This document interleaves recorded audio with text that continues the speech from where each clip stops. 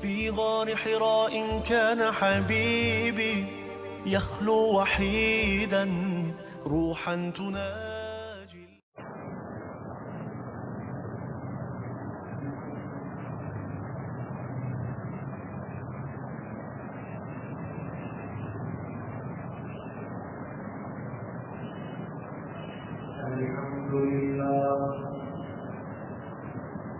الحمد لله وكفى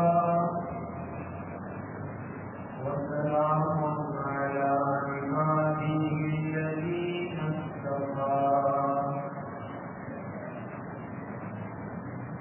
خصوصا على أفضلهم وخاتم النبيين محمد الأمين وعلى آله وصحبه أجمعين. أما بعد أعوذ بالله من الشيطان الرجيم. بسم الله الرحمن الرحيم. تلك الرسل فضلنا بعضهم على بعض منهم من كلم الله ورفع بعضهم درجات وآتينا عيسى ابن مريم البينات وأيدناه بروح القدس ولو شاء الله ما اقتتل الذين من بعد ما جاءتهم البينات ولكن اختلفوا فمنهم من آمن ومنهم من كفر ولو شاء الله ما اقتتلوا ولكن الله يفعل ما يريد. عن النبي صلى الله عليه وسلم من كان آخر كلامه لا إله إلا الله دخل الجنة أو كما قال عليه الصلاة والسلام.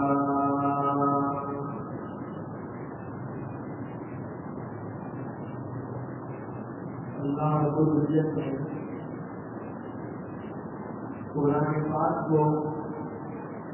نبی اکرم صلی اللہ علیہ وسلم پر نازل کیا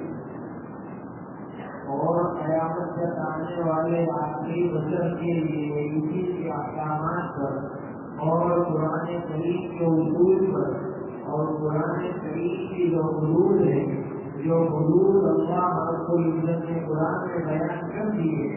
اس پر چلنا لازم ٹھیک ہے. ایمان لانا ہمارے لیے تمام آسمان کی کتابوں پر تمام فرشتوں پر تمام انبیاء کرام علیہ الصلوۃ والسلام پر ایمان لانا ضروری ہے لیکن اس پر ایمان لانا ضروری ہے لیکن عمل کرنا یہ تو شریعت محمدیہ پر عمل کرنا ہے. بعض چیزیں ایسی ہیں جو پہلے مشہور تھی یعنی جن کا کرنا جائز تھا البتہ شریعت محمدیہ میں جن کے کرنے سے منع کر دیا گیا. اب اس پر ایک اعتراض ہوتا ہے کہ پہلے خاص چیزوں کا حکم دیا تھا اور اس کے جواب کا حکم تھا کہ وہ کر سکتے تھے اور ہم پر بھی کیوں ظلم کیا گیا ہم سے ان چیز کو روک دیا گیا. تو اس کا جواب بہت تیزی کس سے ہے کہ جس طرح کی طبیعت ہوتی ہے لوگوں کی اور اللہ رب العزت زمانوں کے بدلنے سے لوگوں کی طبیعت کو بھی بدلتے ہیں تو اس حساب سے احکامات کے اللہ رب العزت لوگوں پر جو جاری کرتے ہیں اور آئی چنانچہ ہم سے پہلے جتنی بھی امت تھی وہ یا تو افراد کا شکار تھی یا تفریح کا شکار تھی. کسی بھی چیز میں مبالغہ یعنی بعض امتوں نے تو اپنے نبیوں کو جو ہے اللہ یعنی خدا بنا بیٹھے اور دین کی تعریف کیے بیٹھے, اور بعض میں جو ہے اپنے نبی کو قتل کرنے پر جو ہے تل گئے یعنی افراد اور تفریح. لیکن یہ شریعت محمدی کا اور نبی اکرم صلی اللہ علیہ وسلم کی یہ جو پیاری امت ہے اس کا جو ہے اعلان سمجھا جائے گا کہ یہ متوسط اور معتدل امت ہے. چنانچہ فرمایا وَكَذَلِكَ جَعَلْنَاكُمْ أُمَّةً وَسَطًا, اور ہم نے تمہیں متوسط اور معتدل کی ذات پر بنایا اور معتدل بنایا. بہرحال اللہ رب العزت اس تیسرے بارے کے شروع میں بیان فرماتے ہیں تِلْكَ الرُّسُلُ فَضَّلْنَا بَعْضَهُمْ عَلَىٰ بَعْضٍ, کہ یہ وہ پیغمبر ہیں کہ جن میں سے ہم نے بعض کو بعض پر فضیلت بخشی. اب فضیلت بخشی کے اندر لوگ سمجھنے کے لیے اور پتہ نہیں کیا کیا کہہ گئے. نبی اکرم صلی اللہ علیہ وسلم اور ہمارے سرکار کے نئے جتنے بھی نبی گزرے ہیں اس تمام کا مرتبہ نبوت کے اعتبار سے یعنی نبوت عطا کیے جانے کے اعتبار سے یہ ایک ہے. تمام پورے طریقی نبوت اور صرف تمہیں جو ہے جن کو سمجھنے کے آسانی ہو ایک مرتبے سے رتبہ دیا گیا ہے نبوت کے اعتبار سے, یعنی سب کو نبوت کے لیے, لیکن فضیلت کی میں ان کو ان کے کمالات کے اعتبار سے. چنانچہ اللہ رب العزت نے کسی کو جو ہے اپنے ساتھ ہم کلامی کا شرط نوازا, کسی کو جناتوں پر حکومت بخشی, کسی کو جو ہے عطا دیا گیا جو سلام چاہتا تھا, کسی کو ہے جادوئی چیزیں ملی. یعنی اس زمانے میں جس زمانے کے لوگوں کے ذریعہ جس بھی نبی کو بھیجا جاتا تو اس زمانے میں جس چیز کا زور ہوگا وہ صرف لے کر دے گی. اسی طرح نبی اکرم صلی اللہ علیہ وسلم کے زمانے میں زبان کا فصاحت اور بلاغت کا زیادہ زور تھا. چنانچہ یہ سب سے بڑا معجزہ ہے سرکار کا تو ان پر قرآن کریم کو نازل کیا گیا کہ سب سے پہلے تو انہیں یعنی عرب لوگوں کو اپنی زبان کی فصاحت اور بلاغت پر بڑا گھمنڈ اور تکبر تھا, تو قرآن کو لا کر انہیں اپنی زبان سے عاجز کر دیا گیا کہ اگر جو ہے تم اپنی فصاحت اور بلاغت کا دعویٰ کرتے ہو تو دیکھیے نبی کریم صلی اللہ علیہ وسلم کو جو بالکل زندگی میں کبھی اسکول کا دروازہ نہیں دیکھا, لیکن جہاں سے میرے سرکار کی سوچ شروع ہوتی ہے اور میرے سرکار کی زبان سے جو جامع کلمات نکلتے ہیں اس کا تصور بھی تو نہیں کر سکتے. اور ایک بات جو ہم پہنچی ہے تو قرآن جو اللہ رب العزت نے نازل کیا ہے سرکار دو عالم صلی اللہ علیہ وسلم پر, جو اس جیسا کوئی قرآن لا کے بتاؤ, ارے اس سے عاجز ہو گئے تو فرمایا کوئی سورت لا کے دکھاؤ, اس سے بھی عاجز ہو گئے تو کہا ایک آیت سے لا کر دکھاؤ کہ وہ عاجز رہے. کیونکہ نبی اکرم صلی اللہ علیہ وسلم کے سچے ہونے پر وہ لوگ گواہی دیتے تھے, لیکن ایسا انعام اور ایسا جگہ پر جس کو قرآن نے غیب سے تعریف کیا ہے وہ ان کے دلوں میں تھا کہ چھپ چھپ کر سرکار کی جو تلاوت سنتے تھے لیکن اس پر ایمان نہیں لاتے تھے, اور اپنی فصاحت اور بلاغت کے کمال سے جو ہے قرآن کی آیت بیان کی چاہیے تو لوگوں کا مذاق ہو رہا ہے. مثلا قرآن کے اندر یہ الحاق پر والحاق پر تو اسی کے وجہ پر جو ہے وہ آیت ہے الفیل والفیل, فیل کے معنی ہوتے ہاتھی. اللہ رب العزت فرماتے ہیں قرآن کے اندر جو کچھ اشارات اور جتنی آیتیں ہیں وہ آیت اپنے اندر بہت کچھ لکھی ہوئی ہے, اور قرآن کا ایک معجزہ ہے کہ وہ بہت کم الفاظ کے اندر اور بہت کم کلمات کے اندر بہت کچھ کیا جاتا ہے. اب اس کو کہا گیا تو آیت کافی دیکھیے, لیکن آئے الفیل والفیل یعنی ہاتھی, کچھ جانتے ہو کیا ہے ہاتھی, یہ تو ظاہری باتیں ہیں, ظاہری ان پر غور ہوگا وہی نہیں. یعنی خلاصہ کلام میں نکلا کہ وہ تمام سب چیزوں سے جو ہے عاجز ہو. چنانچہ اللہ رب العزت فرماتے ہیں کہ ہم نے رسولوں میں سے بعض کو بعض پر فضیلت دی. منهم من کلم اللہ، بعض سے اللہ سے ہم کلامی کا صرف حاصل. چنانچہ نبی اکرم صلی اللہ تعالیٰ علیہ وسلم کے زمانے میں موسیٰ علیہ السلام کو ماننے والا ایک ان کی تعریفیں کر رہا تھا، اور تعریف کرنے کیوں کہ بیٹا ایک خدا اللہ نے اعلان ہے کہ تم موسیٰ کو تمام زمانوں پر جو صحیح رکھے. ایک صحابی مانتے گزر رہے زور سے کانٹا لگایا،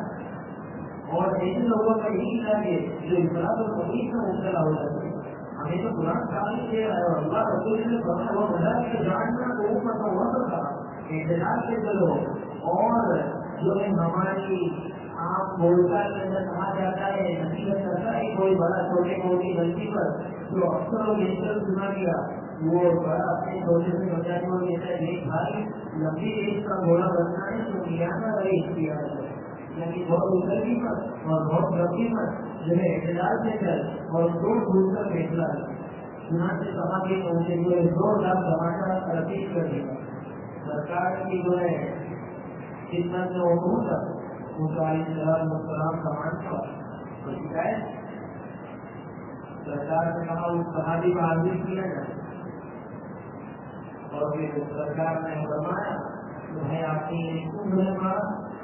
تو کہا اللہ کے رسول قرآن کے بعد کی فضیلت بیان کر رہا ہے اور یہ کہہ رہا ہے کہ موسیٰ علیہ السلام کو تمام جہانوں پر فضیلت بخشی.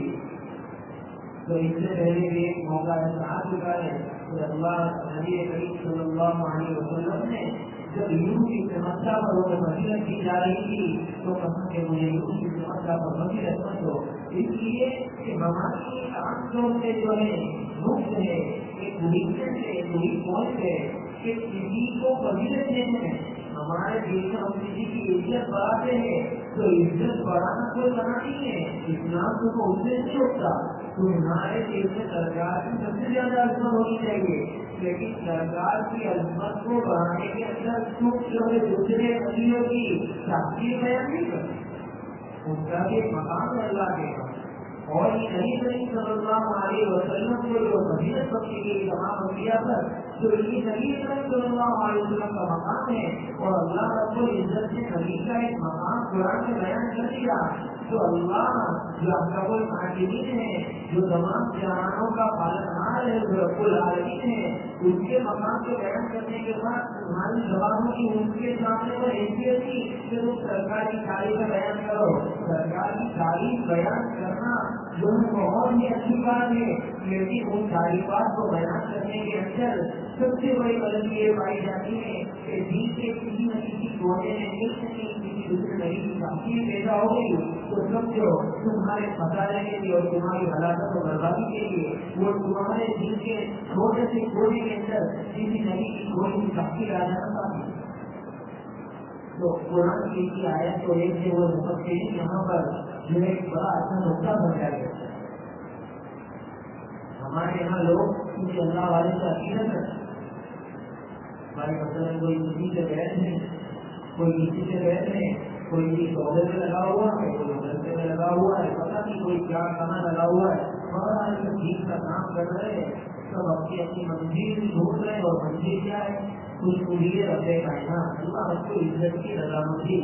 اور اللہ رب کو عزت کے لیے ہر کام کو کرنا. تو پھر اس کے کوئی معنی نہیں اور اس کے کوئی مطلب نہیں کہ وہ کون سے رستے سے اللہ رب کو عزت کی رضامندی کو اختیار ہے. لیکن ہمارا سب سے بڑا ویک پوائنٹ یہ ہے کہ کوئی غلام چیز سے بیٹھ ہو تو اس سے بیٹھ ہونے کے اندر وہ اتنا افراد اور تفریح کا شکار ہو جاتا ہے کہ اس کے علاوہ دیگر جو چیز ہے اور دیگر جو اللہ والے ہیں ان کی حقارت اور جو ہے ان کی بے حرمتی اور بےادبی کر گئے. تو قرآن سے ہم کو سمجھنا چاہیے کہ اللہ رب العزت نے جو قرآن میں تعلیمات دی اور سرکار نے اپنے صحابہ کرام رضوان اللہ تعالیٰ علیہ وسلم کو جو تعلیمات دی ان تعلیمات میں بطور خاص اس بات کو سمجھایا گیا کہ کسی کو فضیلت دیکھنی ہو تو تمہیں اپنے نفس پر قابو ہو اور اپنے آپ پر اس بات کا یقین ہو کہ میں ایک کو فضیلت دینے میں دوسرے کی حقارت دوسرے کی تحقیر نہ کر رہے ہوگا، سبھی زیادہ فضیلت تو قرآن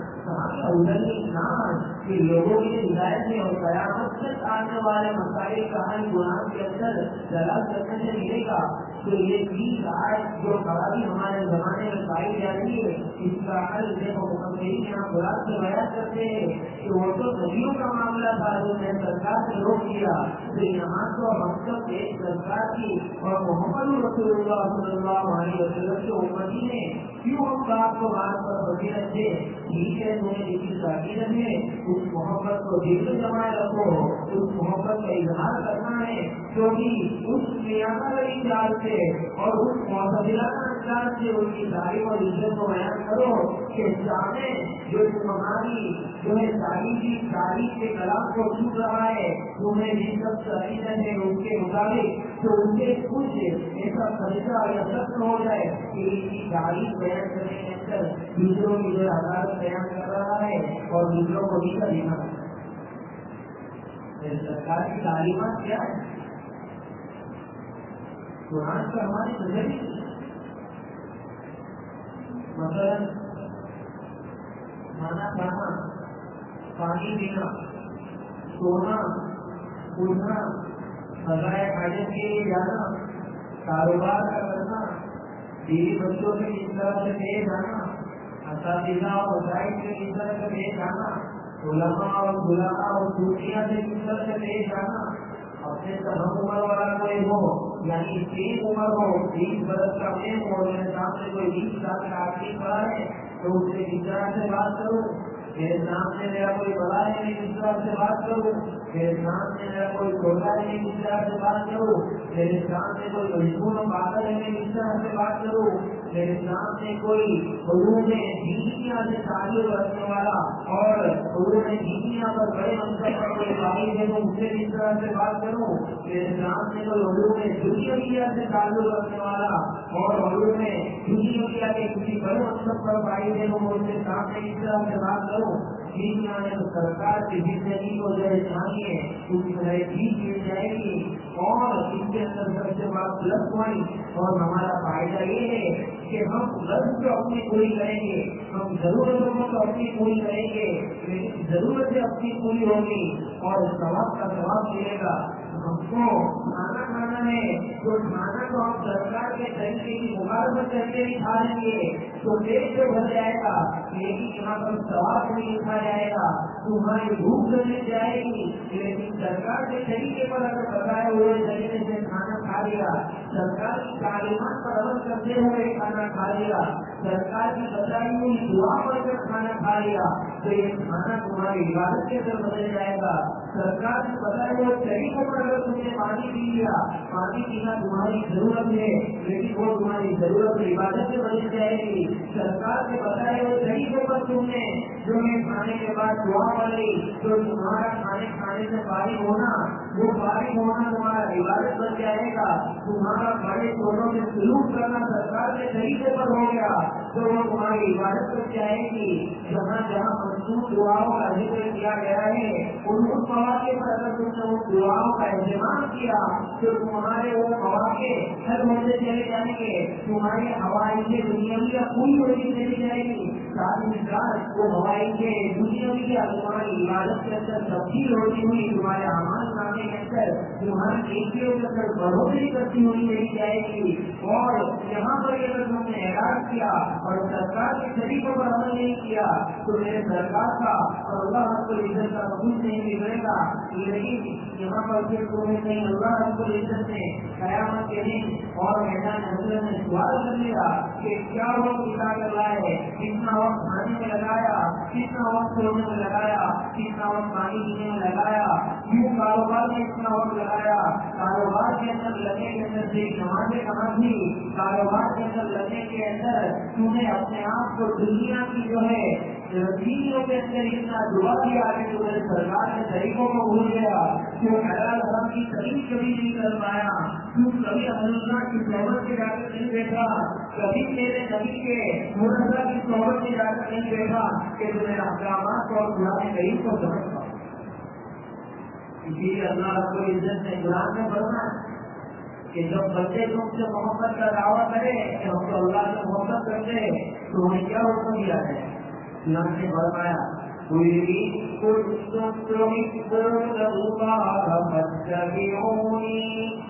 اے نبی جی آپ کہہ دیجیے، آپ فرما دیجیے اپنی امت سے اگر تم اللہ کو عزت سے محبت کرتے ہو فاتبعونی، تو میری اتباع کرو، سرکار کے طریقوں کی اتباع کرو، سرکار کی دی ہوئی تعلیمات پر اپنے آپ کو گامزن کرو۔ تنظیم کیا ہے؟ فرمایا یحببکم اللہ، وہ رب کائنات تم سے محبت کرنے لگے گا، اور ساتھ ہی ساتھ اس کا اصول ہے اور اس کا طریقہ ہے کہ وہ بندہ جو مانگتا ہے ایک چیز، وہ اللہ کرتا ہے نصیب، اس نے مانگی اللہ سے، اللہ کی محبت، اللہ نے فرمایا پیروی کرنے میں مقبول کی، پیروی کرنے پر اللہ کی محبت حاصل ہو گئی، ساتھ ہی ساتھ تمہارے گناہوں کو بخش دیا گیا، یغفر لکم ذنوبکم، یہ اس کی طرف سے مانگی گئی ایک چیز اور عنایت ہوئی ہوگی، اور پھر قرآن کا اصول اور اسلوب بیان ہو رہا ہے، واللہ غفور رحیم، اور اللہ کو عزت بڑا معاف کرنے والا ہے، بڑا رحم کرنے والا ہے۔ یہ ہے اللہ رب العزت کے یہاں کے قدر۔ دنیا میں تو ہم کسی سے 10 روپے مانگ رہے ہیں تو مانگ دے گا، اور مجھے بھی پتہ نہیں کتنی لڑائی لگائے گا، پیغام دے گا، اور جو ہے میں بار بار فون نہیں کروں گا، اور آپ کہیں تو میں کاٹا کی چپل جو ہے خرید لوں تاکہ وہ بن جائے اور برابر سے، کیونکہ آپ کی تو عادت قدیمہ ہے اور مشہور عادت ہے، چپل بھیگ جاتی ہے لیکن میرا بہتر ہو جاتا ہے۔ دنیا کے بادشاہوں کا اور امیروں کا ایک قانون ہے کہ ان سے مانگتے ہیں تو وہ ضرور نہیں کرتے، بھاگتے، لیکن وہ ایسا بادشاہ ہے کہ جس سے مانگا جاؤ تو ناراض ہو۔ تو سرکار کے طریقوں کو اور متبعوں کو سیکھنا ہے، تو قرآن ایک ایسی کتاب ہے کہ جس چیز کی تعلیمات کی گئی تو اب خدمت کرنا ہے تو وہ بھی قرآن کو بیان ہے۔ چنانچہ فرمایا یا ایھا الذین آمنوا، اے ایمان والو، اتقوا اللہ، اللہ سے ڈرو، تقوی اختیار کرو، وکونوا مع الصادقین، اور سچوں کے ساتھ رہو، سچوں کے ساتھ رہو، سچوں کی جو ہے صحبت میں کرو، تو تمہیں متبعوں کی برابر کرنا جائے گا، متقین لوگوں کے جنہوں نے سرکار کے طریقوں کو اپنایا ہے، اپنی زندگی کو قرآن کی تعلیمات پر گزار دیا ہے، وہ اختلاف پر بھی نہیں کرتے، وہ قرآن کے احکامات کی سرکار کے طریقوں کو چھوڑنا ان کے لیے گوار نہیں ہے، موقع آیا تو جان دے دی، لیکن سرکار کے طریقوں کے خلاف ورزی نہیں۔ یہ اولیاء کے پاس جا کر سیکھنا پڑے گا اور علماء کے پاس بیٹھنا پڑے گا، تب جا کے ہمیں پتا چلے گا کہ سرکار کی زندگی کیا ہے، قرآن کیا کہنا چاہتا ہے، ایسے ہی کوئی چیز نہیں رہتا۔ وَاتَّقُوا اللَّهَ وَكُونُوا مَعَ الصَّادِقِينَ، اس کے اندر صاحب روح المعانی فرماتے ہیں کہ صادقین سے مراد اَيْهُمُ الْمُفْلِحُونَ اَيْهُمُ الْمُتَّقُونَ، صادقین سے مراد یہ جو کامیاب لوگ ہیں اور جو متقین لوگ ہیں وہ نمبر مراد ہے۔ اگر کہ اس کی تفسیر کے اندر خطیب بغداد اللہ مسیح محمود آلوچی فرماتے ہیں صادقین فی الاقوال، صادقین فی الاحوال اور صادقین فی الاعمال، یعنی صادقین سے نام وہ لوگ مراد ہے جو اپنی باتوں میں سچے ہو، صادقین فی الاقوال، صادقین فی الاعمال، جو اپنے اعمال میں سچے ہو، ان کے اعمال میں تو سچ ہے، اور صادقین فی الاحوال، جو اپنے احوال کے اعتبار میں سچے ہو۔ جو سچا ہوتا ہے اسے گنگلا دیکھنے کی ضرورت نہیں ہوتی کہ بھائی یہ سچا ہو، خود بخود لوگ اسے جان لیتے اور خود بخود اللہ رب العزت لوگوں کے دلوں کی محبت کو جو ہے قائم کر دیتے۔ لیکن ہمیں جو ہے سب سے بڑا ہمارا نقص یہ ہے کہ ہم قرآن کو سمجھتے نہیں، اور اس کے بغیر ہماری زبان میں جب جس کے مطابق جو کچھ آیا غیبت کرنی کسی پر کوئی نہ کوئی تہمت باندھنی، کسی پر پتہ نہیں کیا کیا، یہ زبان کی ایسی چیز ہے کہ ہاتھ کا مارا ہوا تو کبھی کوئی بھول جاتا ہے، لیکن زبان کا زخمی زندگی پر وہ زخمی کرنے والے کو نہیں بھولتے۔ ہم ایسے کسی کے متعلق کی کبھی کچھ بول رہے ہیں، واللہ اگر کسی کے متعلق کوئی تہمت باندھی یا کسی کی غیبت کی، اس سے تمہارا کوئی لینا دینا نہیں، تو پتہ نہیں اس کا مرتبہ کیا ہے اللہ کو عزت کے نزدیک۔ اور توحید کیا ہے؟ توحید کی تعلیم پر ہم عمل کرنے والے ہیں اور توحید کو ہم دعوے دار ہیں۔ تو توحید کیا ہے؟ توحید تو یہ ہے کہ خدا تیرے میں کہتے بندہ جو عالم کے مقام توحید کے دعوے دار بندوں کو دونوں عالم کا خفا ہوگا، اللہ سے نہیں ہوگا۔ اور ہم ایسے کہہ رہتے ہیں فلاں کی جو عادت ہے اور جو ہے ان کو تو ان کی عادت ہے کرنے کی وغیرہ وغیرہ جو تہمت سے بات کہتے ہیں، تو اس پر بھی شاید بڑی اچھی بات کی ہے۔ فرمایا کون مقبول ہے کون مردود ہے، اور بے خبر کیا خبر تجھ کو کیا کون ہے، سب تجھ کے عملی سب کے میزان پر سب بھولے گا کس کو ترا کون ہے۔ کسی کے ظاہر پر زیادہ فیصلہ نہیں کرنا۔ اگرچہ اسلام کی تعلیمات میں یہ بات بھی ہے کہ تمہارا باطن تو ہے، ورنہ بھی لوگ اس سے استدلال رکھتے ہیں کہ ہم کو تو اچھا بنانا ہے، اللہ کا نیت دیکھنا ہے، اگر اعمال دیکھنا بڑے جو ہے جوش کے ساتھ بڑھتے ہیں، لیکن باطن کے ساتھ ساتھ ظاہر کا گزرنا اور ظاہر کے ساتھ ساتھ باطن کا گزرنا بھی بہت ضروری ہے۔ جیسا انسان کا جسم ہوتا ہے تو جسم روح کے بغیر کچھ نہیں ہے اور روح جسم کے بغیر کچھ نہیں ہے، اسی طرح یہی تعلیمات ہے اسلام کی کہ کسی کے ظاہر پر بھی فیصلہ نہ کیا جائے، کسی کے باطن پر بھی فیصلہ نہ کیا جائے، سب کو اچھا سمجھنا ہے۔ اور اگر کسی کے متعلق ہمارے دل میں کچھ آتا بھی ہے تو استغفار کی کثرت کی جائے اور اس بات پر ضرور جو ہے دھیان رکھا جائے کہ کبھی ہماری زبان سے کسی کے متعلق کسی کے ظاہر کے اوپر نظر کرتے ہوئے ہم کسی کی غیبت اور برائی نہ کریں، اور قرآن کی تعلیمات پر عمل کرتے ہوئے سرکار کے طریقوں کو علماء کے پاس جا کر بیٹھ کر سیکھیں، اور قرآن کے اندر جو ہمیں اعتدال والا راستہ دکھایا ہے کہ ان تعلیمات کو دین سے چلاتی جس کے اندر اعتدال ہو، جو کہ بارے کی شروع کی پہلی آیت ہمیں بخوبی سمجھ کراتی ہے کہ ہمارا مزاج اس تمام چیزوں کا خلاصہ نہیں نکلا کہ سنت پر عمل کرو کوئی اعتدال، کسی کے ساتھ معاملہ کرو کوئی اعتدال، ہماری ہر چیز کے اندر اعتدال ہو۔ تو آج کا سبق یہی ہے کہ قرآن کو علماء کے پاس بیٹھ کر ہی سیکھا جائے، کیونکہ بتا ہوگا ایسا ہوا ہے کہ اگر ظاہری عبارات پر عمل کیا جائے تو